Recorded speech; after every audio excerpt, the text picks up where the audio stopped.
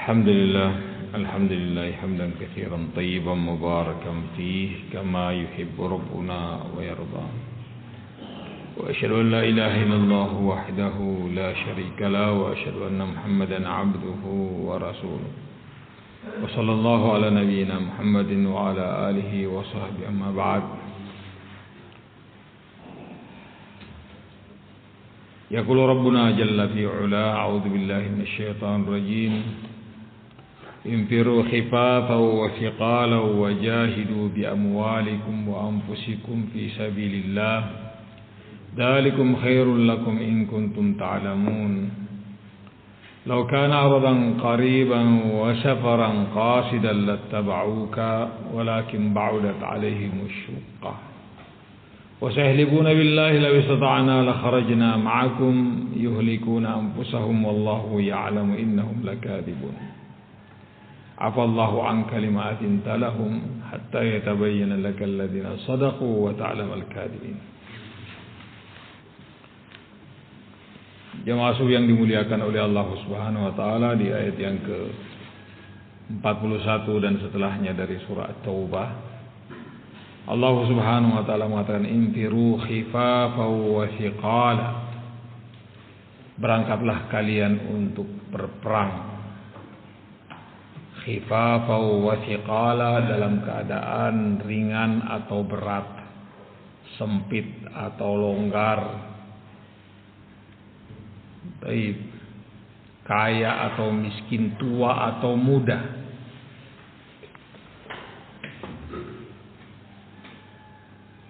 Ini namanya mobilisasi umum. Dikatakan oleh para ulama, justru ayat ini adalah ayat yang pertama yang diturunkan dalam surah At-Taubah. Ayat yang pertama yang diturunkan dalam surah At-Taubah. Infiru khifafan wa thiqala. Berangkat kalian semuanya untuk berperang dalam kondisi sempit atau dalam kondisi lapang, tua muda, dari miskin kaya, semua diperintah untuk ikut berperang. Masya Allah.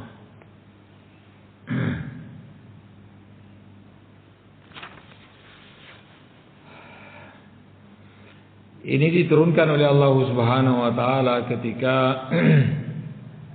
Rasulullah SAW mengajak semuanya untuk berangkat ke Tabuk, berangkat untuk memerangi orang-orang Nasrani di pinggir atau di ujung negeri Syam, di waktu yang sangat panas, musim paceklik. Maka Allah Subhanahu wa taala memerintahkan infiru khifafan wa thiqala. Berangkat kalian dalam kondisi berat atau ringan. Wajahidu bi amwalikum wa anfusikum fi sabilillah. Dan jihadlah kalian dengan harta benda kalian dan jiwa-jiwa kalian di jalan Allah Subhanahu wa taala. Baik. Harta justru lebih didahulukan. Baik, karena kalau tidak ada harta orang tidak bisa jihad fi sabilillah. Karena dengan harta ini kita terfasilitasi untuk berangkat jihad. Kalau tidak ada kendaraan, tidak ada pedang, tidak ada baju besi, tidak ada. Nah, ini sama dengan bunuh diri akhirnya. Barakallahu fiikum. Mesti ada kendaraan, mesti ada pedang, persenjataan. Dan ketika orang tidak mampu secara fisik untuk jihad fisabilillah, maka hendaknya apa yang telah dia persiapkan untuk dirinya dari perbekalan, dia serahkan ke orang-orang yang mau berangkat atau siap berangkat tapi tidak memiliki kemampuan di sisi itu. Dia serahkan perbekalannya ke orang-orang yang tidak memiliki harta benda tapi secara fisik mampu untuk berperang. Maka diserahkan. Bi amwalikum wa anfusikum fi sabilillah. Dengan harta benda kalian dan jiwa-jiwa kalian di jalan Allah Subhanahu wa taala. Seorang bertanya ke Rasulullah sallallahu alaihi wasallam, "Ya Rasulullah, rajulun yuqatilu syaja'atan wa yuqatilu hamiyatan." Baik. Fa yudzalika fi sabilillah. Seorang yang berperang, dia berperang karena sekedar berani, baik, atau sekedar membela kaumnya, atau yang lainnya dari tujuan-tujuan selain meninggikan agama Allah Subhanahu wa taala. Kata Rasulullah sallallahu alaihi wasallam, karena banyaknya niatan tentang masalah ini yang dimiliki oleh orang-orang, sehingga Rasulullah sallallahu alaihi wasallam mengatakan, "Man qatala litakuna kalimatullahi al-'ulya fa huwa fi sabilillah." Barang siapa yang berperang untuk menjadikan kalimat Allah Subhanahu wa taala yang paling tinggi, kalimatul la ilaha illallah, kalimatut tauhid, maka dialah yang berperang di jalan Allah Subhanahu wa taala. Adapun berperang untuk dapat duit, berperang untuk dapat gelar pahlawan, berperang untuk dikatakan pemberani, berperang untuk dikatakan orang hebat, maka tidak akan ada dia dapatkan pahala di sisi Allah Subhanahu wa taala. Maka semuanya tergantung dengan niatannya. Innamal a'malu binniyat wa innamal likulli imri'in ma nawa. Setiap orang dengan niatannya masing-masing, dan setiap orang akan mendapatkan sesuai dengan apa yang dia niatkan. Barakallahu fiikum.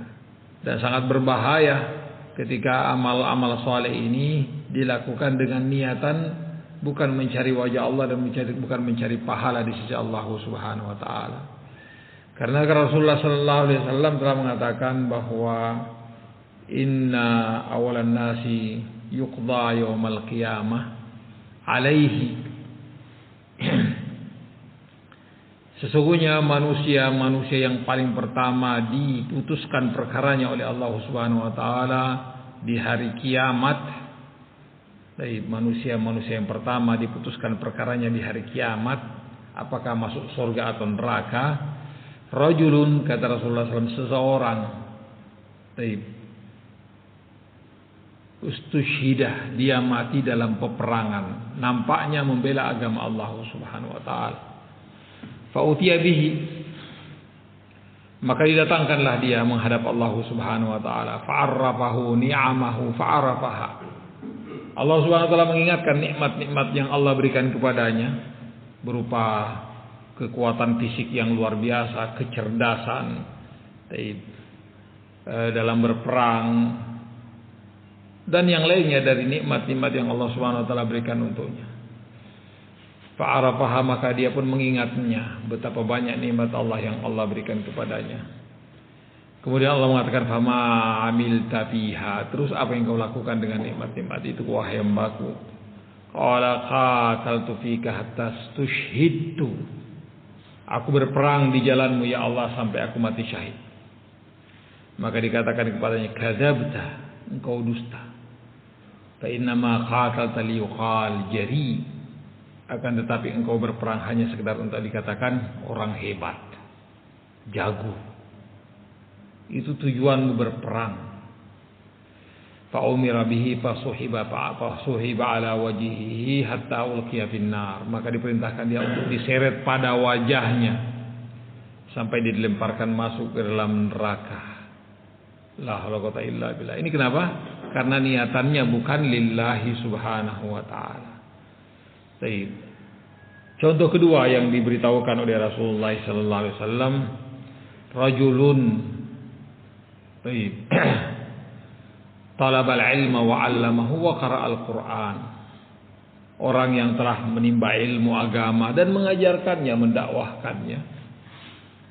Dan dia membaca Al-Qur'an, menghafalnya dan bagus bacaannya. Fa'utiya bihi fa'arrafahu ni'amahu fa'arafaha. Diingatkan oleh Allah Subhanahu wa taala kepadanya, begitu Allah memberikan kecerdasan untuknya. Diberikan berbagai macam nikmat. Kemudian dia pun mengakui bahwa betul-betul banyak nikmat yang Allah berikan. Kemudian dikatakan fama amilta fiha, terus apa yang kau lakukan dengan nikmat-nikmatku itu wahai hambaku? Kemudian dia pun mengatakan, ya Rabbi, ta'allamtu fika wa 'allamtu. Aku menuntut ilmu karena engkau, dan aku pun telah mengajarkannya, menyampaikannya, mendakwahkannya. Wa qara'tu fikal Qur'an, dan aku pun membaca Al-Quran karena engkau ya Allah. Baik. Kata Allah Subhanahu wa taala, kadzabta, engkau dusta. Fa innama ta'allamta liqal alim wa qara'ta liqal qari wa qarqin. Engkau dusta, sesungguhnya engkau belajar hanya sekedar engkau pengen dikatakan alim, dikatakan ulama, dikatakan orang pintar. Dan engkau pun belajar membaca Al-Quran hanya sekedar untuk dikatakan orang yang qari, hebat dalam membaca Al-Quran. Allah berikan kepadanya suara yang merdu, kefasihan dalam melafadzkan ayat-ayat Al-Quran. Tapi ternyata bukan untuk Allah Subhanahu wa taala dia mengamalkan amalan-amalan ini. Fa umira bihi fasuhiba ala wajhihi hatta ulqiya finnar. Maka diperintahkan untuk diseret pada wajahnya sampai dilemparkan dia masuk ke dalam neraka. Kemudian yang ketiga kata Rasulullah SAW, warajulun, dan seseorang utiya min asnafil mal. Ini wasa'allahu alaihi wa utiya min asnafil mali kullihi. Allah Subhanahu wa taala lapangkan rezeki untuknya. Dan Allah telah memberikan untuknya berbagai macam harta. Fa utiya bihi fa'arrafahu ni'amahu fa'arafaha. Kemudian Allah Subhanahu wa taala mengingatkan banyak rezeki yang Allah telah berikan untuknya. Kemudian dia pun mengingat kembali begitu banyak rezeki yang Allah berikan kepadanya. Kemudian ditanya dia, fama amil tabiha, terus apa yang kau lakukan pada hartamu itu yang aku berikan kepada engkau? Maka orang itu pun mengatakan, ya Rabbi, ma min sabilin tuhibbu ayyunfaqa fihi illa anfaqtu fihi. Wahai Rabbku, tidaklah ada satu tempat, satu jalan yang engkau senang untuk berimpak padanya kecuali aku berimpak padanya. Yani aku telah menyantuni fakir miskin, aku telah memberikan pemberian-pemberian ini kepada orang-orang fukara, masakin, mahawi, orang yang butuh, membangun masjid, membangun, masya Allah banyak. Diperintahkan. Kemudian Allah SWT mengatakan, kadzabta, engkau dusta wahai hambaku. Fa innama fa'alta dzalika liqal jawad. Sesungguhnya engkau melakukan itu hanya sekedar engkau dikatakan dermawan. Wa qad qil, dan orang pun setelah itu mengatakan engkau dermawan. Orang memuji, menyanjungmu. Barakallahu fiikum. Demikian juga tadi dikatakan pahlawan. Orang sudah menyanjungnya, mengagung-agungkannya, memuji-mujinya. Demikian juga orang yang alim tadi sudah dipuji-puji sebagai seorang alim, seorang hebat, sebagai qari. Okarki. Fa umira bihi fasuhiba ala wajhihi hatta ulqiya finnar. Maka diperintahkan dia untuk diseret pada wajahnya sampai dilemparkan dia masuk ke dalam neraka. Barakallahu fikum. Ini amal-amal saleh. Akan tetapi ketika niatan itu tidak untuk Allah Subhanahu wa taala, tapi niatannya untuk yang lain, maka tidak akan ada didapatkan pahala di sisi Allah Subhanahu wa taala. Bahkan ancaman begitu besar menantinya. Nasallallahu salamata wal afiyah.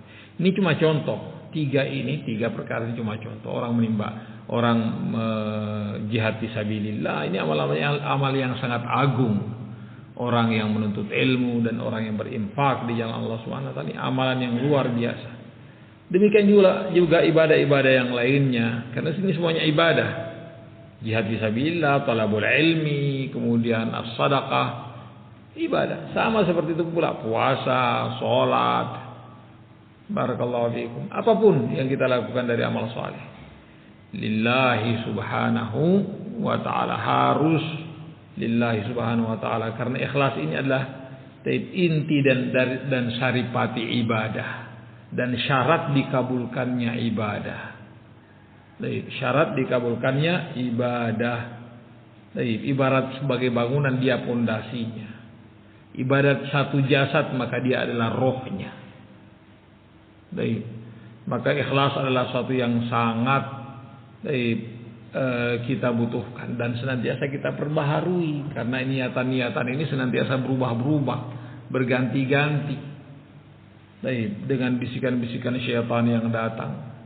Kata Allah Subhanahu wa taala, wa ma umiru illa liya'budullaha mukhlishina lahud-din hunafa wa yuqimus salata wa yutuz zakata wa dzalika dinul qayyim. Barakallahu fikum. Wa ma umiru illa liya'budullaha mukhlishina lahud-din. Tidaklah mereka diperintah kecuali untuk mereka menghambakan diri kepada Allah dengan ikhlas. Ikhlas murni, mencari pahala di sisi Allah Subhanahu wa taala, mencari ridha Allah Subhanahu wa taala, mencari wajah Allah Subhanahu wa taala. Tidak ada urusan-urusan dunia yang dia harapkan dari amal soleh dia. Tidak pujian orang, tidak celaan orang, karena terkadang orang takut celaan akhirnya dia beribadah. Bukan cuma sekedar takut cuma mengharap pujian, takut celaan pun terkadang menjadikan orang beribadah. Takut dikatakan, tidak mau dikatakan fasik, tidak mau dikatakan malas, tidak mau dikatakan macam-macam, akhirnya dia melakukan ibadah, dia melakukan taat. Nah, seperti perlakuan orang-orang munafikin. Barakallahu fiikum. Seperti perlakuan orang-orang munafikin. Jadi ikhlas adalah sesuatu yang barakallahu fiikum perlu kita hadirkan di dalam semua ibadah yang kita lakukan. Dan jangan dibisiki oleh syaitan, takut riya, akhirnya tidak melakukan amal soleh itu. Kenapa tidak melakukannya? Dengan anak takut riya. Subhanallah, bukan begitu jalannya. Anda silahkan melakukannya dan perangi riya itu. Silahkan.